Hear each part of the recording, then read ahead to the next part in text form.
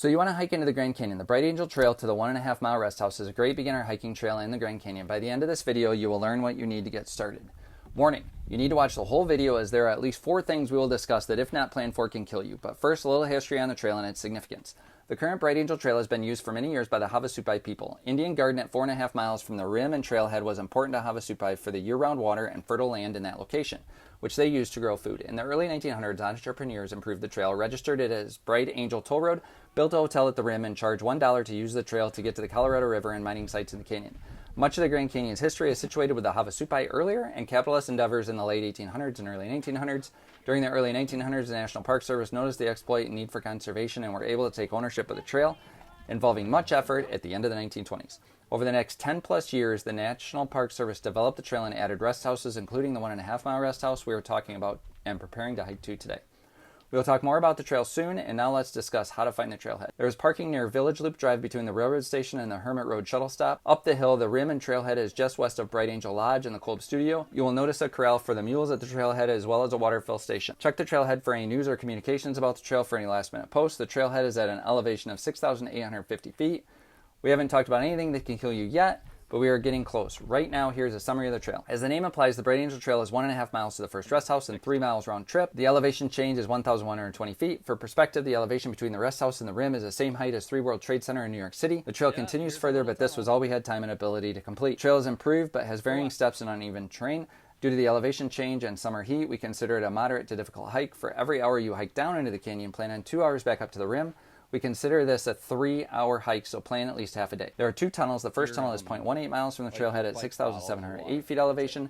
The second tunnel is 0.75 miles from the trailhead at 6,240 feet elevation. The tunnel features add to the fun of the trail. There is normally fresh water at the rest house and pit toilets are available too. If you're getting any value from this video, please like to share with others on YouTube. Also stay until the end because you won't believe what you won't see on this trail. There are a couple of rules on the trail. Rule 1 is to yield to the mules and stop hiking and stand against the inside of the trail on the wall. Take direction from the mule guides and return hiking after they are 50 feet further along the trail. Rule 2 is when hiking downhill, yield to all hikers ascending out of the canyon. Each step is important. Pay attention and stay on the trail so you don't fall off a cliff. Okay, time for serious parts, and later we will let you know what to pack. Depending on the time of day, the trail can be in full sun. The hike up is more difficult than you can ever expect, so set a stopwatch when you start your hike and turn around at your pre-planned time. If it takes you longer and you are not at the rest house on time, consider turning around early for your safety. Really assess your physical ability as you start to descend into the canyon. If you have any doubts, turn around. Knee pain, foot pain, shortness of breath, dizziness, and other symptoms are indicators that you should hike less than you may have set out to complete. People die in the Grand Canyon by pushing harder than their ability. Stay tuned until the end for an important tip to plan for the rest of your trip to the Grand Canyon. For this hike, we packed as we would for a typical day hike. Plan to carry 2 liters of water in a hydration backpack. Dehydration can happen to anyone, and people die in the Grand Canyon due to lack of water and proper planning. We have been hiking with a Teton Sports Oasis hydration pack for years, and it worked well on this hike. In the pack, we also included a first aid kit, protein bars and salty snacks, trail map, gummy fruit slices for a treat. If you like trekking poles, this trail would be great for poles.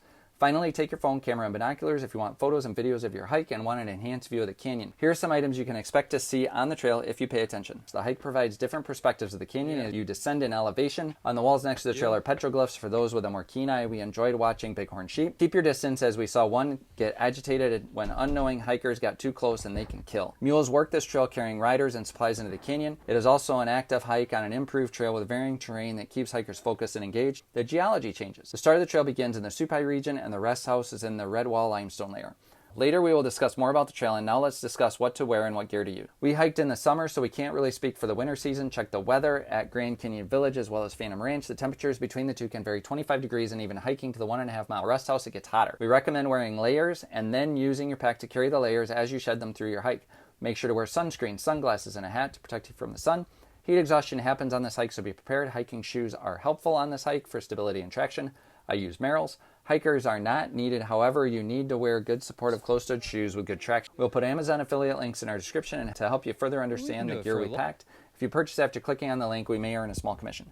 Please subscribe if you would like to be notified when we post more videos like this, including our bike ride to Hermit's Rest and the hike to Plateau Point. The hike to the 1.5 mile rest house gives you a taste of Bright Angel Trail. There is another rest house at 3 miles, an Indian Garden campground at 4.5 miles. Plateau Point is very noticeable, as shown here, and is next to the Indian Garden. What you won't see on this hike is the Colorado River. The river rest house, however, is 7.7 miles from the rim, and the Bright Angel campground on the other side of the river is 9.5 miles. From the rim to the river is 4,340 feet of elevation change. Next, click our playlist as you continue to prepare for the Grand Canyon.